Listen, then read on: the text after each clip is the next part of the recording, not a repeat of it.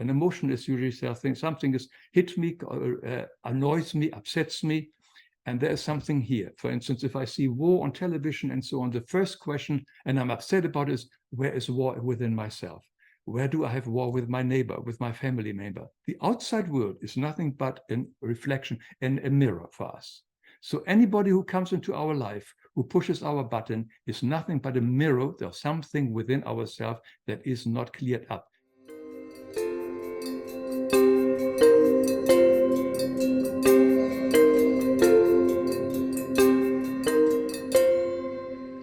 Have you ever wondered if karma is more than just cosmic payback? Well, brace yourself for a transformative odyssey of self-discovery and enlightenment as we venture into an enthralling dialogue with Hans Wilhelm, a celebrated author, illustrator, and spiritual guru. In this riveting interview, Hans unfurls the mysteries of love, karma, divine guidance, and the profound tapestry that binds us all. Hans commences by illuminating the concept of karma, revealing it as more than a mere reckoning of deeds, but a dynamic force for personal growth. He underscores the incredible potential within our choices, steering our souls towards a journey of love and illumination. As you journey through this interview, prepare to unlock the secrets of a life transformed, awaken your spiritual potential, and immerse yourself in the awe-inspiring interconnectedness of existence. It's now time to tune into this one very inspirational human being. Enjoy. So good morning, good afternoon, or good evening, depending on what side of the globe you are sitting on at this very moment. We have another special guest for you. We have the most amazing Hans Wilhelm. Welcome to the show. Thank you so much, Catherine. I'm delighted to be with you this morning, your morning. Yes, I know. And I'm looking at me, I'm rugged up. I'm based in Melbourne, as those people that follow me know. And it is 6 o'clock in the morning and it is freezing. It's winter and it is really, really cold. And Hans has got this beautiful blue shirt with blue eyes. I was explaining how the blueness around Hans is very angelic and your eyes really stand out. So for those that are watching this interview, you'll see it definitely. So Hans, the way that we start the show is we always love to ask our guests, what inspired you to do what you do? What inspired you? I can't talk this morning. What inspired you to do what you do today? Well, Catherine, my profession is a writer and illustrator. As I've done over 200 books. And ever I was young, I was interested in the spiritual life. I couldn't believe what the churches were teaching. And I tried to find answers outside of the religious teachings. From a very young age. So for the last 60 years and so on, I've studied many, many paths, Edgar Cayce and so on, etc., and have really met wonderful teachers. But I kept it to myself totally because I thought it was a personal thing and I didn't speak about it and don't share it with anybody really until one day, a few 15 years ago, when my father died. And my father didn't believe in life after death. But he just was very convinced that there would be no life after this. And he said, and I was with him for the last few hours of his life. And I said, look, just in case you may be wrong, that there may be an existence after life, I tell you, these are probably the 10 things which you can expect. So don't be surprised. So I listed that to him. And then he smiled a little bit. That's all he could do. And then he soon died after that. I totally forgot about it. It was only 5 years after, when I was at a book signing of a medium whom I've never met before. And he came up to me right away and says, look, your father just entered the room. And he told me to come to you and thank you for what you told him, because everything that you said was true. And it helped him so much on his journey on the other side. And he now is working at the receiving end for souls who have passed on. And he sees the utter confusion of so many souls who have no idea what happens after death, actually that they're aware that they are dead themselves, are not even aware of that, etc., etc. And says, please write books about that subject, tell the world about what you know. And I thought about it, and I wasn't interested in writing more books on this subject. There are a lot of books, but very few people who read the spiritual books. So I thought, One way to connect with the young people, because I gave up on the old people, they're usually stuck in their beliefs, but the young ones are still asking for answers like I did when I was young. So I've made videos on YouTube, very short one, 5 minutes, 10 minutes short. And in this video, I show visually how all the dots connect of where the karma is located, in our soul, in the Akashic records, in the repository planets, etc., and how it comes back. And when one sees it visually, it becomes so much more clearer than if I just would, like I'm doing now, explaining it verbally. I'm a visual person. I'm an illustrator as well. So I'm using my talent to illustrate these things. So I've started that 10 years ago.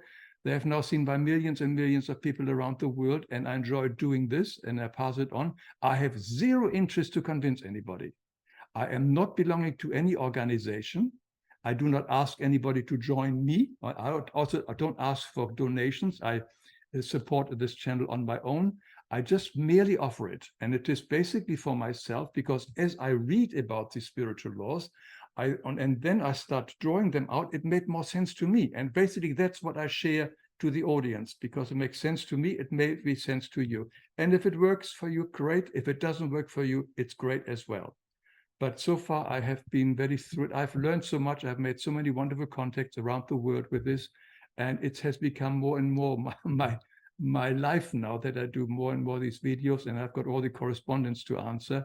So my career as a writer and illustrator has gone a little bit into the background, but that's absolutely fine, because I think the information that I share is very important, and people love to have it very clear and understand, because there is a lot of spirituality out there in books, and they are very difficult to understand. I mentioned Edgar Cayce earlier. I mean, if you have read Edgar Cayce, you have to read each sentence 3 times. The same with Rudolf Steiner, 3 times before you think you know what he means. Today's material on which I base all my videos are coming from a woman in Germany. Her name is Gabriele. You won't find her on the internet. She doesn't want any personality cult. She's sort of a missionary of light. For the last 40 years, she has given lots of revelations books. They are all in the Sophia Library in Germany. And I'm using her material because after having studied so many other paths, I found her material the most profound, the deepest, and in today's language, the clearest information I've ever seen coming from the spiritual world. That's in a nutshell. Well, I've got so many questions. I've got goosebumps. Before our audience, I just wanted to share with you, I was sharing it with Hans before we came on the show, how I found Hans. Is I was in Koh Samui and I was doing a 7-day fast, and day 4, my body went into shock.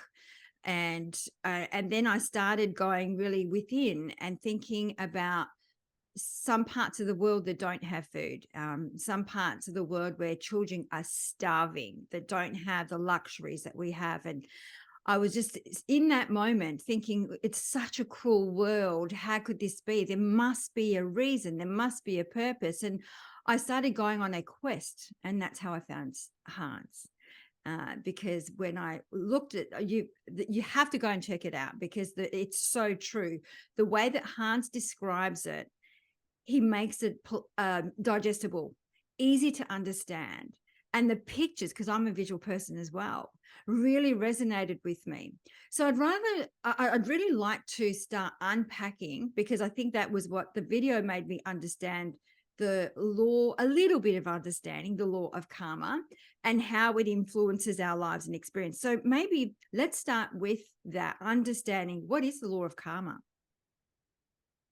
Well, to really grasp the law of karma, which, by the way, is a very lovely watched video on my YouTube channel as well, we have to understand who we are. We are originally divine spirit being, perfect being, created, as the Bible says, in the image of God, whatever that may be. But we are pure love, because the highest form is love creation. And we are basically created out of light ether, which is another word for love, and have always been on that high frequency in the 7-dimensional reality. But some of these beings have left the 7th reality in what is generally called the fall, separating themselves from the absolute reality and falling into the temporal reality, the 3-dimensional reality, of cause and effect of time and space and contrasts. All these things do not exist in the absolute reality. So here we are now. The reason is because we have acted against the law of love. Our selfishness has given us a lower vibration. We no longer can be in the high vibration of selfless love.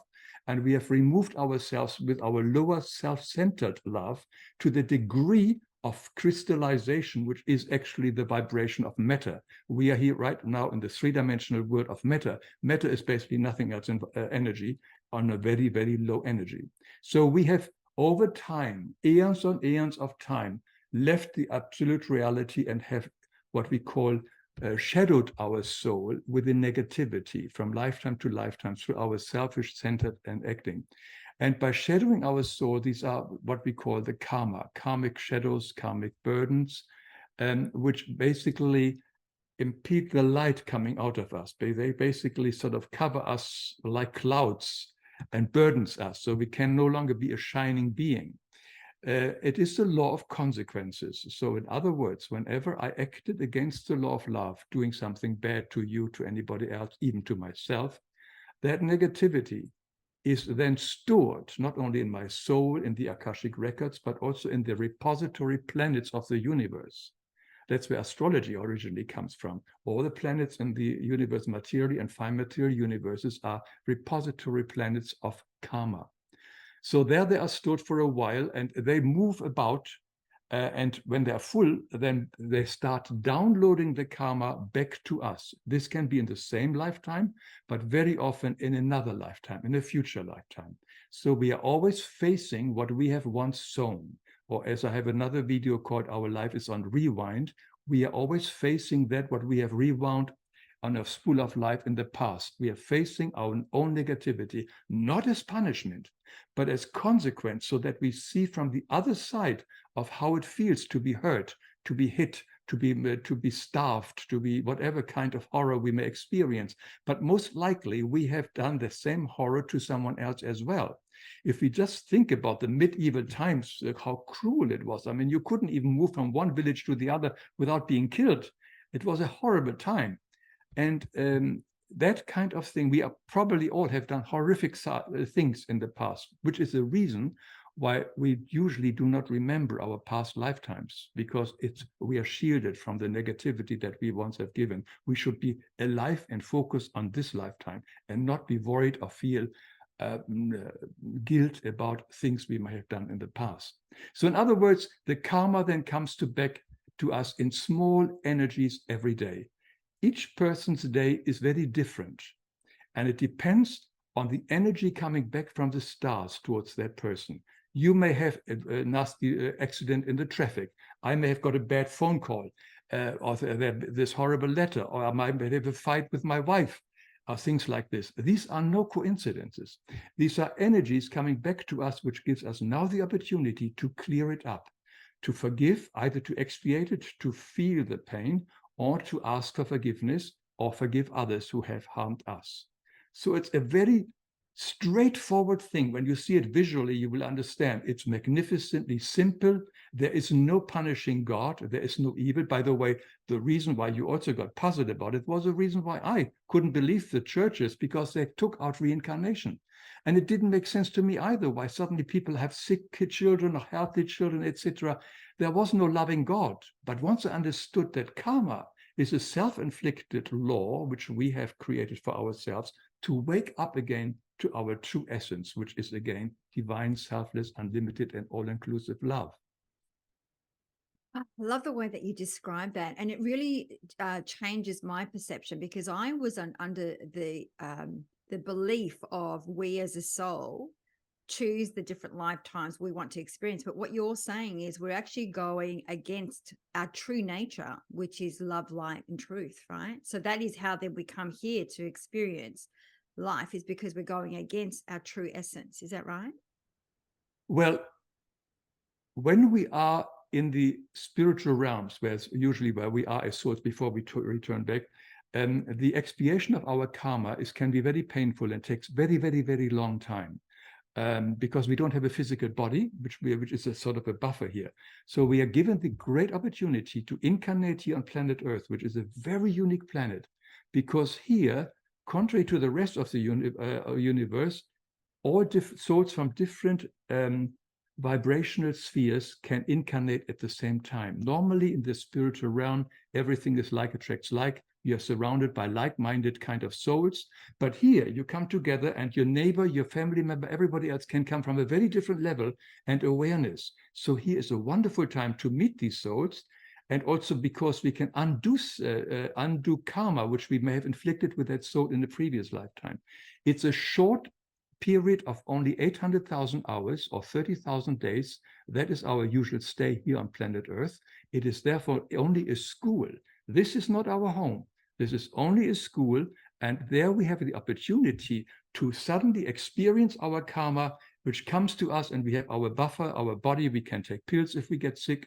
And it's a much easier way and a faster way because we can now forgive each other and make amends to each other and clear the negativity that we have once caused.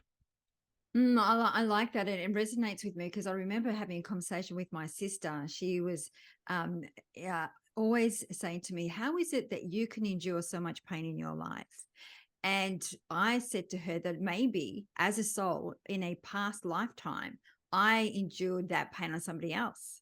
And this is my time to pay back what I did to somebody else. That's the way that I saw karma.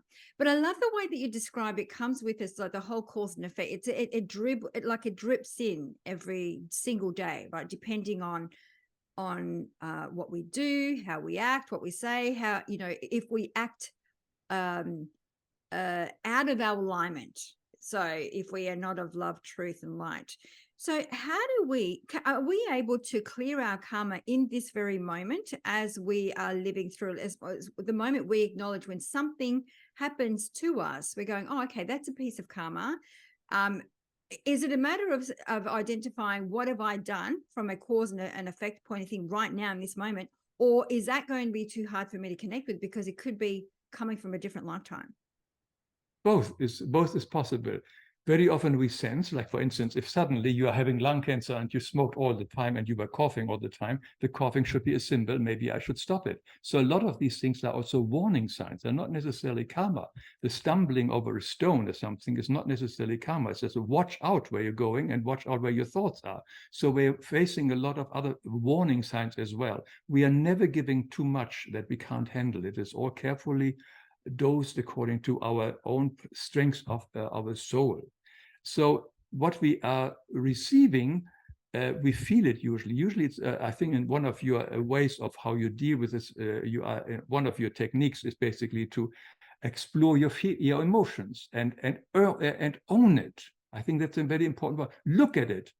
Basically, that's what we're talking here about. Own the emotion, because our emotion tells us there's something not in order. An emotion is usually something is hits me, annoys me, upsets me, and there's something here. For instance, if I see war on television and so on, the first question, and I'm upset about, is where is war within myself? Where do I have war with my neighbor, with my family member? The outside world is nothing but a reflection and a mirror for us. So anybody who comes into our life, who pushes our button, is nothing but a mirror. There's something within ourselves that is not cleared up. It can also be in relationship to that person. And yes, we often know when we have been bad to our sister-in-law or whatever it is, and now she comes and etc. What can we make here to make amends? Or can we order? Can we offer forgiveness? The key is forgiveness, always. And if we can find it and know it, then go ahead. Don't carry it in the next day and let it not be, and do it right away if you know what the problem is. In many cases, as you say, we do not know what it is. And therefore, going within and asking your inner guidance, use Christ, I would always do for me, but everybody can use God, whoever they wishes to do, and discuss it with him. And says, look, I feel very bad. There's something wrong here. I don't know what it is. If I've done something bad, please forgive me or show me what it is, how I can make amends. I leave it up to you. I am willing to change, but I need to know what it is. Maybe I can have more clearance, but I totally own the feeling, not that somebody else has hurt me or said the wrong thing to me.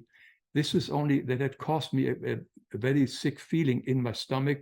I know where it comes from, but I know that is not the reason. There's something else here. I may have done something in the past, and ask Christ to do the forgiveness for me, the repentance and forgiveness.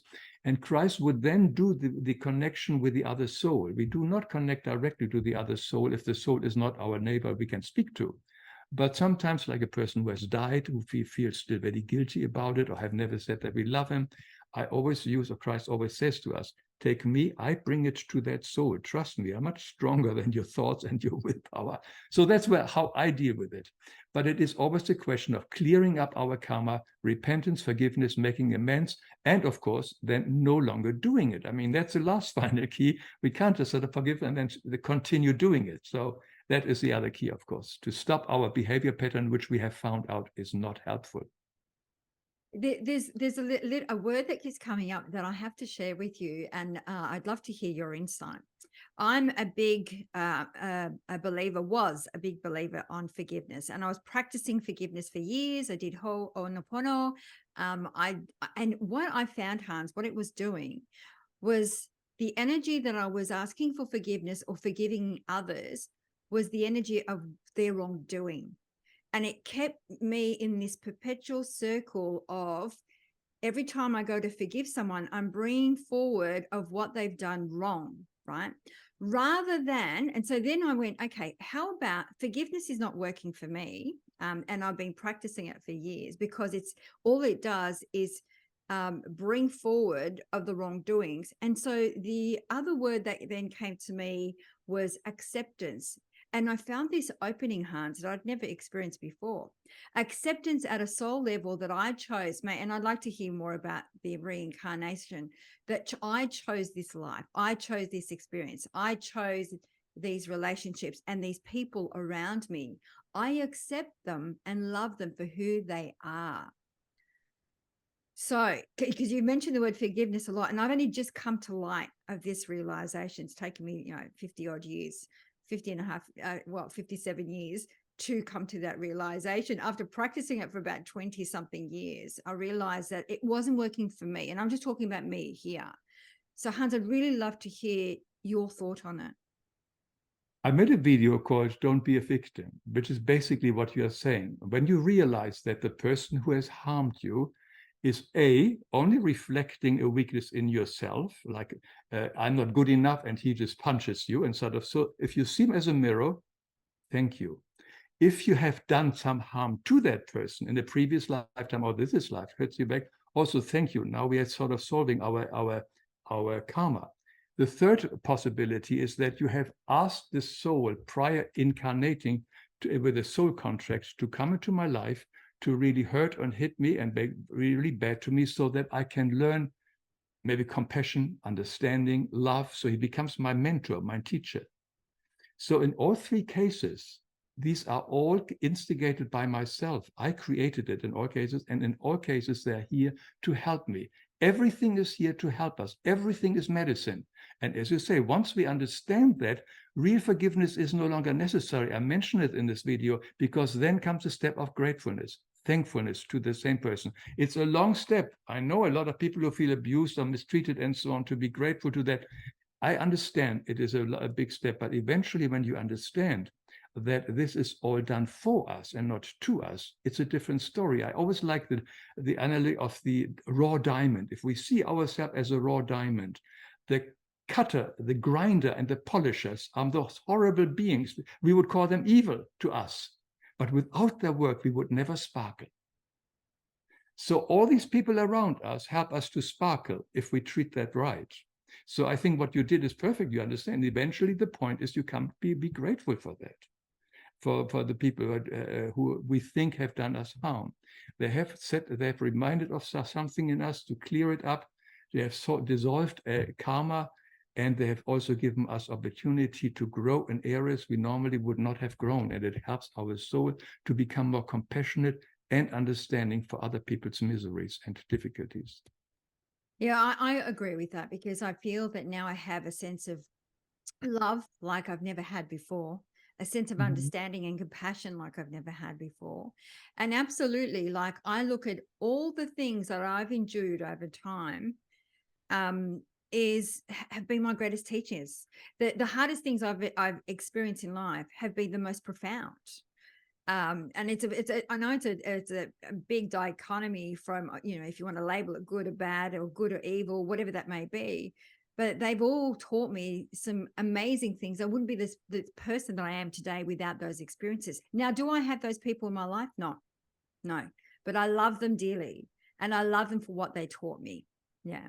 So I love the fact that you explained it that way. So thank you. Thank you very much. Yeah, this is a planet Earth. It's a school. That's all what it is. And once you understood it, I passed a class, a level. Great, I did it. Now I learned so much. I can move on. And I think that is the whole purpose here. Why we are here, because we are here in a school, and this means sometimes. And comfort and growth don't go together. So if we want to grow, there must be some discomfort. Otherwise, it doesn't work for us. I know. I always say get comfortable with being uncomfortable. And Yeah, if I get too comfortable, I think, okay, then I'm not growing. I'm stagnant somewhere in my life. So I've got to find something that's making me feel uncomfortable. So I go out of my way to make sure that I feel uncomfortable in some area of my life as a way to expand. Because I think as a soul, and this is just my belief, I think as a soul, we're here to experience and expand. And I think that the thing I get stuck with, which I'd love to hear from you, is then why are we reincarnating? Like, what's the purpose of reincarnation? If we come here, because that's why I was asking at the start before we came on the show, do we come back to learn the same lesson if we haven't learned it in this lifetime, or how does it actually work? The reason why souls incarnate, according to my understanding, are manifold. Some people come back because they enjoyed their past life, their power, they had the money and so on. Without even listening to the advice of their guardian spirits, they push themselves right into incarnation, hoping that they would continue the very self-centered, pleasurable life that they had in the past. There are a lot of them does. There are others who incarnate just sort of to explore the planet Earth as such, more like visitors, but the majority of people come here to undo their karma. And to prove that point, it's a very important point to realize that until the beginning of the last century, we only had about 1 billion people on this planet. It's sort of very stagnant for a long time. And then suddenly it went up to 8 billion people in a bit more than 100 years, which is incredible. Why? Because all these souls in the spiritual realms know what's happening on planet Earth. Planet Earth is rising to a higher vibration. Reincarnation, as we had it in the past, will no longer be possible for many souls, because if their vibration is too low, they will not be able to come onto the higher vibration of the planet Earth. And now these souls incarnate with such energy and power and force them to incarnate here so that they can be part of the final days of the old world as it collapses in front of us, not for enjoyment, but to undo their karma. It will be a very difficult time, but once the karma is undone, they are free and they are happy and they're relieved of it. So that's the main reason why we have this overpopulation at the moment. And it also explains why a lot of these souls incarnate in the third world country, which vibrationally they normally wouldn't be. They are much more advanced, but they are the only bodies available because the other uses sex control issues or abortion. And so we have got much less babies in the First World War, but we have lots in the Third World War. So we have this avalanche of souls incarnating here. So we are giving the gift to incarnate here to undo our karma. As I said, it's faster, much faster here. It gives us much more opportunity to connect with souls of the other we have met in the past. And we can forgive and we can make amends. All the stuffs are very difficult on the other side. I love that you brought that into this conversation, because I've heard it a lot from different astrologists that say that there is an ascension taking place. There is an awakening at a soul level, at a vibrational level. Like even Mama Gaia is expanding from a vibrational frequency. You just have to look at Schumann's resonance and have a look at what's going there. So what does that mean? Like, what are we going to be stepping into from your understanding as souls as we are expanding and evolution is taking place? What do you see for us in the future? Well, we evolve as fast as we undo our karmic burden. We are sort of shadowed. And when we let go and karma and forgive and let go, we slightly rise by it. And this is individual. Everybody has it, does it we have the free will. The greatest gift we are given, the free. We can burden ourselves more. We can incarnate again and become even more burdened. That's also possible. or we can undo our karma, forgiveness, and through love and can higher. And everybody has their own timetable. When the key is that eventually everybody will return, because this temporary reality I mentioned earlier, which was created through the fall, is only the temporary. It's like a little glitch which we started at the beginning of creation, and it will disappear, and we will soon all be back in the absolute reality. But when it will happen is in everybody's own hands, and as they wish to evolve and let go and make amends and make peace with their fellow men. And not only with their fellow men, also with the other nature kingdoms, with the animal kingdoms, with the mineral kingdoms, plant kingdoms. Very important, that's because they are all, divinity is everywhere. And if we have harmed or excessively hurt any of the other kingdoms, that also creates karma, not only the harm we did to other people and to ourselves. I love the, it made me think of a gentleman I see, he's an Ayurvedic doctor, Dr. Sam, and he talks about the animal kingdom and why he's a vegetarian. He talks exactly what you talk about. I don't want to eat a cow because I don't want to come back as a cow.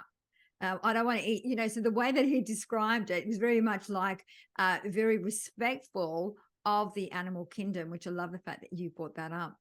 I'd love to hear through your quest, what has been your biggest learning or the biggest insight, delving into all these beautiful topics that you delve into? The first thing which comes to my mind is that there are no secrets. Divinity has no secrets. God has no secrets. I think all the questions I ever had, I found, particularly in the last 40 years, answers to. Not that I know everything. I only know what I need to know, and I can. The questions, my questions are probably limited, but all the questions, my limited questions, I can find answers. Most religions and many other spiritual paths don't give all the answers. They give a lot of part information, but I feel that because the material I'm getting through Gabi's wonderful work are so vast, and that's why all the topics I have in my videos, they're based on this vast knowledge. So there is an answer to everything that I should have. This is for my intellect. For my heart, I know that love is the only way forward. The only thing to do is that we learn to love again. We are love, we are made of love, and we have just forgotten who we are. And whenever we are unloving to ourselves or to others, we create this karma and we separate ourselves, and we are not our true self. Our true self is love. Unlimited, all-inclusive, selfless love. And I think these are the two things which I learned. I think we can do it here. And the other thing is, of course, the big thing is, like you did probably with the meditation and so on, is to feel and know that we are never, ever alone, that I have never been alone, that I have this amazing avalanche of divine help with me continuously, 24 hours.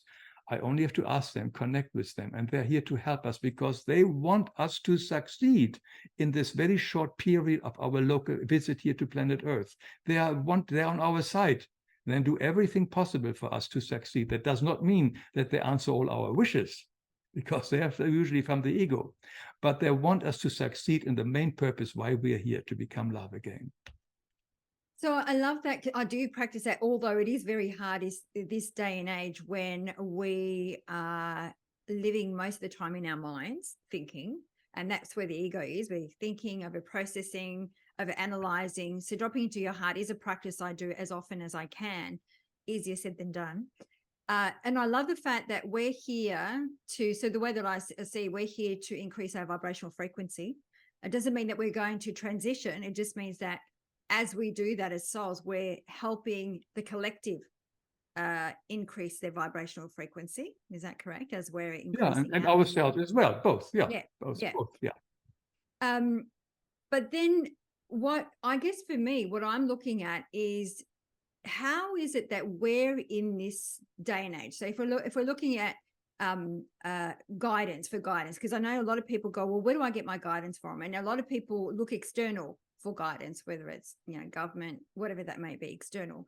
And I always say, how do we lead from within? How do we, whether it's using our intuitive intelligence, whether it's, do we have souls and angels that will guide us to what we are meant to achieve here on this earth school? So how do we guide out or navigate this life within? And do we get the external? Like, for example, do you have your father working with you? No, I don't think so. I hope he has got better things to do. Yeah. Okay. I know. No, I don't know. I do not connect directly with specific souls on the other planet, and I've made a video on this, was particularly because they have their own path to go. I definitely have a guardian spirit, like you have, like everybody else. Some I even have too. I don't know their name, etc., but I know their presence and I feel their presence. I do not pray to them, but we talk together when we have something to face. But my communication goes with Christ within. It's here in the heart chakra. That's the Christ center. That's where the flame is, and that's where we can turn into. That's also divinity, God, and God is in everything. So I do wherever I look, I see the essence of God in everything. So I'm surrounded by God's energy, as well as having the Christ energy within myself and my guardian spirit next to me. And if I need other ones, like right now, I hopefully have got a whole avalanche so that I don't say any nonsense or any stupid things which can confuse people. I think there are some editorial angels right now here as well to help me to stay on course. So yes, I believe very strongly in and I work with them and I be with them, and I'm not afraid or ashamed to admit that these are my helpers throughout the day, the months, the years. So every soul has a helper, an angel or a guardian. Mm-hmm. Yep. And so then it's just a matter of us tapping in with them as a way to ask for guidance, or go within your heart chakra and ask Christ for guidance as a way to navigate through life. Yes? I would think so. Yeah. Yes, in a way, you can do that. I think navigate through life, the first thing which comes to my mind for me is usually to surrender. When we say, I want to navigate through life, there can be a lot of ego in there. It says, I want to do this, etc. I want to be married. I want to have this, etc. Navigating through life, then may not always play our role. They don't necessarily want to do it. But if we surrender to what comes, which you said earlier, when all the negativity, the email come to be these people who do harm, and you start thanking them, you surrender basically to the situation. And that made you grow. So when it comes to surrender to thy will is done, is a key word here, or the three key words, then they will always do anything for us if we totally surrender to that.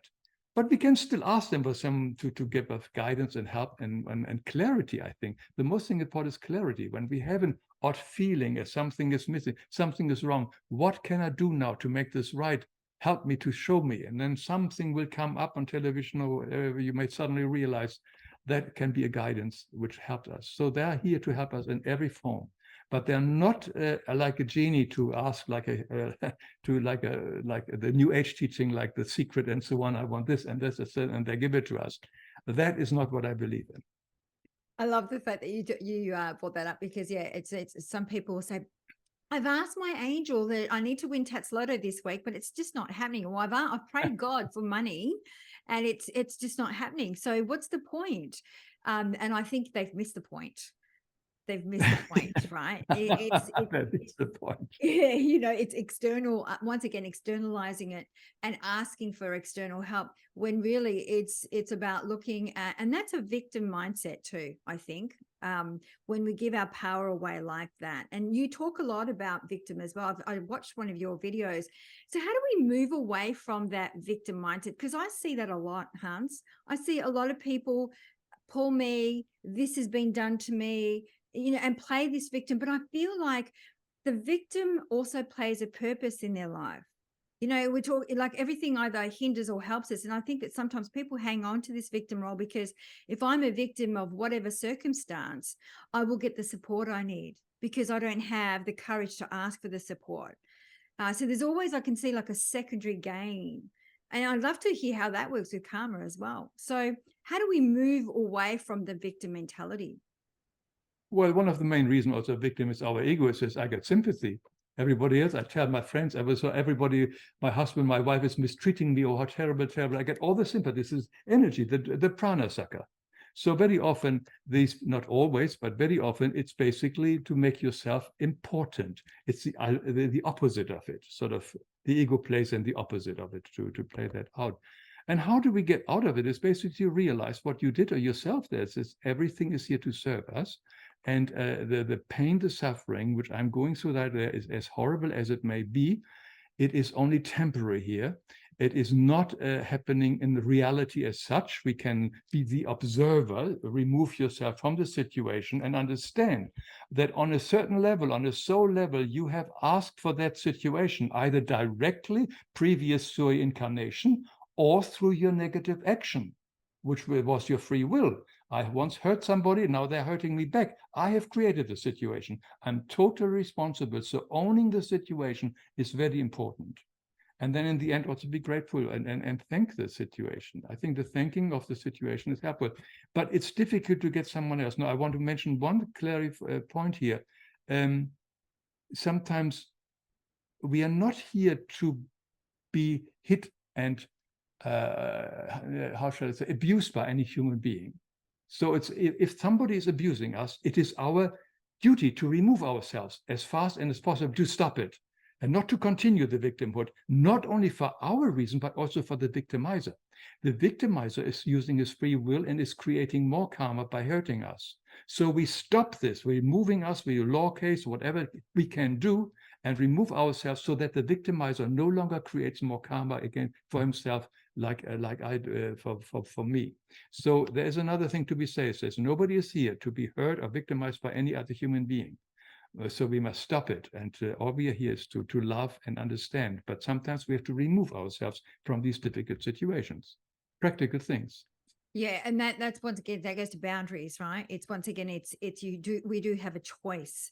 I love the fact that you were talking about that it's everything happens, it's a moment of time. I always say this too shall pass, that whatever I'm experiencing, it is just a moment, and then I allow it to.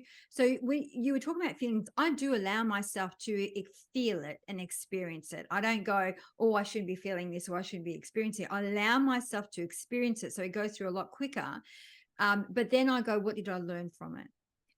Rather than hang on to the pain of it.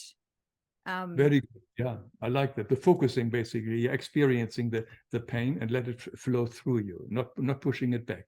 Yeah, I think owning it. Yeah, I'm so interrupted. No, you didn't. No, you didn't. Because I was just thinking that I think a lot of people hang on to the pain and don't allow they don't even like experience the emotion because it's too painful. So they'd rather put it away. And this, I do a lot of shadow work. So this, to me, that it builds the shadow, because you talked about the shadow of the soul, which is pretty much what we've come here to bring light to the shadow. To explore the shadows of our soul.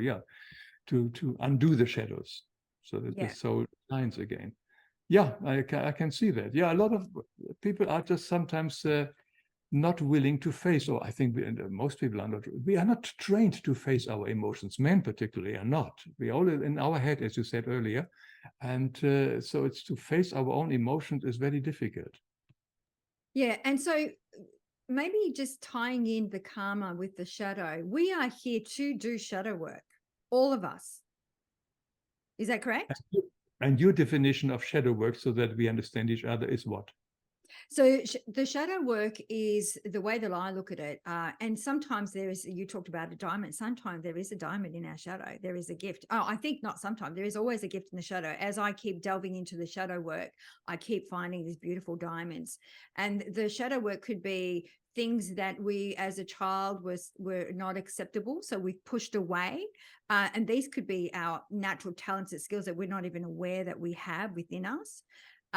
Shadow work is also some of the things that we have pushed away, whether it's, so for example, I always look at we're constantly projecting. So if we're not happy with our environment, if we're not happy with our career, if we're not happy with our relationship, what is it that we are internalizing? Therefore, we're projecting into the environment. That's how I see it. So the shadow work is always there. It's about when we encounter somebody, when there is a trigger or there's a reoccurring pattern, that's shadow work. Is that the same understanding you have? I think these are all symptoms or signals for us to do some work to become free of something.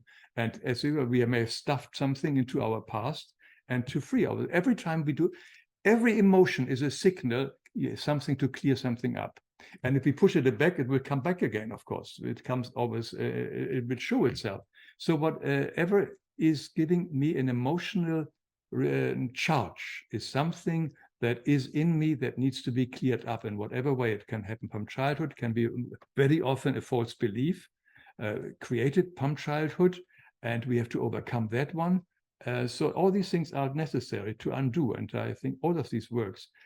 In many cases, we may not even be able to find out what this disturbing problem is. And as I said, that's what I said earlier, then to go, what I would do, go to your heart chakra, to Christ, and says, look, this is a situation. I don't know what it is. Show me what it is, or how I can clear it up. And hopefully it will be shown to me, or just, I'm sorry, whatever it might have been, what I've done to myself or to others. But to be honestly willing to look at it, I think that is already the step. And the moment we do this is a big key. I think we mentioned, coming back to their victim mode earlier, a lot of people stay victim mode and do not want to forgive, because the moment we forgive, the world changes. Everything is different. No longer I can tell my friends that I'm victimized by my spouse all the time. Suddenly my spouse is an angel or my savior, and all my friends would think I'm stupid. What have I told them for the last 20 years? So the victim doesn't really want to change, because suddenly he sees the world differently, and the world will see the victim differently, and that's scary. Yeah, so true. Absolutely. So true. The thing is, with I guess the key to everything we do is going back to love and feeling our way through life. And that's how we navigate through life. And I love the fact that you use the word surrender. Surrender is letting go. A lot of the times people try to fix things up by adding more to their life. And all that does is really blocks what needs to come out. And so surrendering to me is also, what is it that I need to let go in this moment in time? Or what belief system or what emotion do I need to let go of? That's my surrender. What's your practice of surrendering? Because everyone has a different understanding what surrendering means. What is my practicing and surrendering? I'm just trying to think. Last time I surrendered, when I was, yeah, it's totally realizing. I think the words "Thy will be done." That's basically it. When I truly believe these words, which are in the Our Father, and it says, all right, I wanted the situation like this. This should be best. It's nothing worked, and it's not. I'm not healthy. I'm not better. I don't have the money. Etc. I didn't get the job. And then, okay, I surrender totally. Thy will be done, because you have got a better view of the situation of my life than I have. When I totally surrender to a higher power, with the words, that for me worked like magic, I must say. And because when I did it, the first time I did it, I immediately felt an enormous peace flooding through me. It's like this inner surrender. So, I know better than you, so just let it happen. Whatever happened there was good for you, but not now. You can see it. You will see it in a certain time, when the time is after the healing comes. And so surrendering is just a trust and belief in God. That's basically, and God is love. And love will never want us to hurt, does not want us to suffer in any form of love, wants to do everything so that we also become love again. So anything that comes our way is there for us to wake up again. Byron Katie has got this wonderful technique of this, and they ask in any difficult situation, but ask the three things why this is actually good for you. Whatever you hate, whatever the job, the boss, and lack of money, give me three reasons why that is good for you. And that is a powerful tool to use and to remember, because it always works. The moment we are open to find the gem, as you mentioned earlier, in every situation, that suddenly says, oh, that's a gem, that's another gem, and there are three gems in this situation. I never saw that before. In the spiritual teaching, which I work, we speak about everything has the God component in it, divinity. The divinity is the life energy. Everything has a life energy. Look for the God within all these three things. It's basically the same thing. When you look for the God within, the positive element in every negativity, the negativity cannot exist on its own. It has to be alive, it needs to have the God energy in it. And when you focus on the God energy, then the negativity will lose its power. I've never heard it explained that way. I love that. So thy will be done is your way of surrendering. And it's so true. Sometimes we hang on to these relationships or these jobs thinking, that this is what we want, yet there's a bigger calling for us. And sometimes it's just about letting go and trusting in God that there is a bigger calling for us. So I love the way that you explained that. I am also very conscious of your time. I did want to ask you one more question. How can you tell the difference between the ego voice and the soul voice? Oh, the ego, most simple thing is the ego voice has a pressing element, pushing. I want something, there's an urgency in the ego voice. The soul voice is always very quiet, very relaxed, very harmonious, very calm, never pushes us. It's very gentle, very soft, and knows there is no pressure from that side. But the ego always has pressure. It's always an uncomfortable feeling. I must have it now, etc., etc. So I think that is probably the most important way of finding the difference between the two. If it comes from a calm element, and that's why meditation can be so helpful, that we sometimes get the answer in the meditation or in a calm moment, that we get trusted. But when we are rushing about and so on, and I want this, it comes from our head, from our ego, and that's usually the wrong voice to follow. But the one thing that I come back to, the one thing when you said earlier, is that we sort of, I want the job, etc., and it becomes so important. It helps us to remind ourselves that we are only here temporary for a very, very short time. The job is important. Yes, we have to feed the family and we have to pay our rent, but it is a school. And as a school, it has a secondary importance. The primary importance is to become pure again, to become clean again, to learn, to grow, to become love again. The jobs are only mediums for help, assistance, are sort of to help us on the way. But the main reason is to be the very short time here to purify ourselves. And sometimes to lose our job, to change a job is a good idea, to come into a different environment. Yeah, I agree with that. I agree with that. And what you were describing before, which I had not heard before, that negativity cannot exist without the divinity. You would apply that with the ego as well. Because a lot of people go, kill the ego, ignore the ego, just work with the soul. There would still be divinity within the ego. Ego is not all bad. It couldn't be alive. It couldn't move us if it wouldn't have energy. And the energy is divinity, but the energy is neutral. I mean, it doesn't take sides. God doesn't take sides. It's the energy. God is love. God doesn't see the negativity. It's we who create it and see the negativity. But the ego is alive, and the aliveness comes from divinity, of course. It doesn't mean we should worship our ego and she should follow our ego, because that's where it landed us in a lot of trouble. Like a lot of negativities, it's still the God content in it, but it could lead us into the wrong direction if we follow it.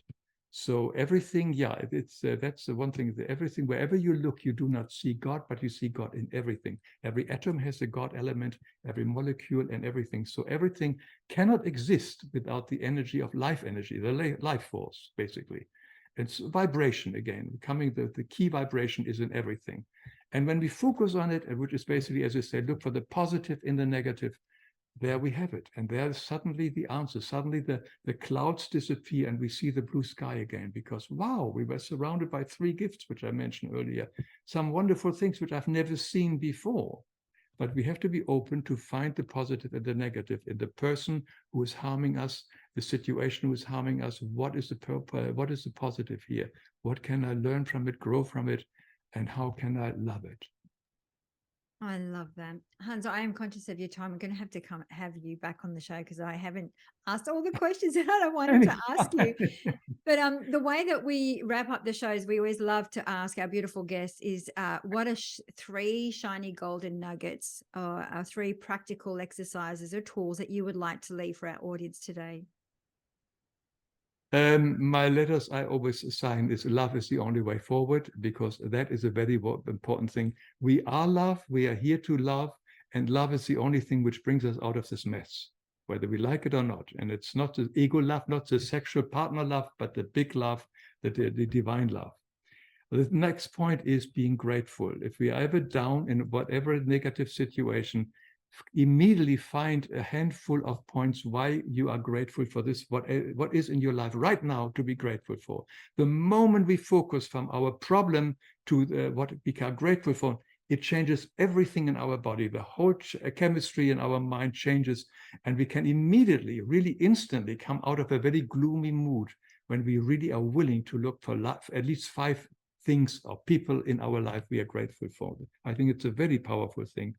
And the other thing I mentioned earlier is realize that we are never, ever, ever, ever, ever alone.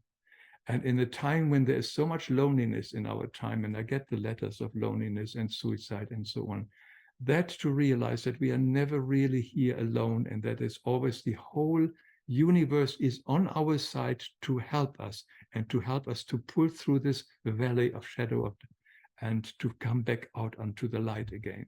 So we have all the support. We just must surrender, and we must see that we are never alone. In this very short period of only 800,000 hours on this planet Earth in this lifetime.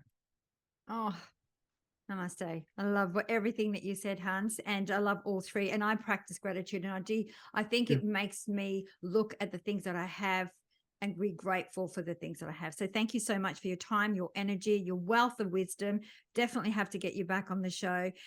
Where do you hang out the most? I know you've got this magnificent YouTube channel, which we'll have in the show notes, but where do you hang out the most?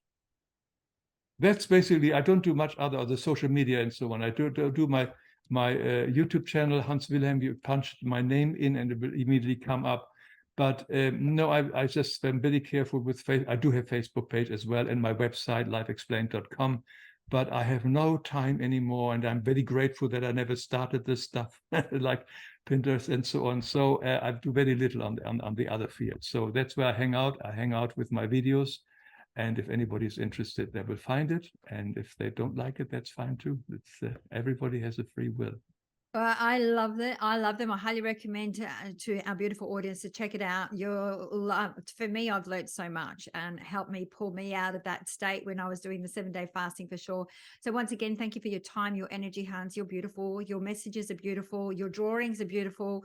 And I love everything that you teach. So thank you. Thank you. I think, of course, the guides who helped me and Christ who gave all this information through Gabi to us. I mean, that's where it comes from. It doesn't come from me. I'm just copying this stuff and make it digestible for videos. Catherine, it was a great pleasure to have met you and have been with you. And thank you for raising all these interesting questions, and we covered. And thank you. And maybe we meet again. That would be lovely. And so have a wonderful day. You too. In thank you. Australia. Thank you. Thank you.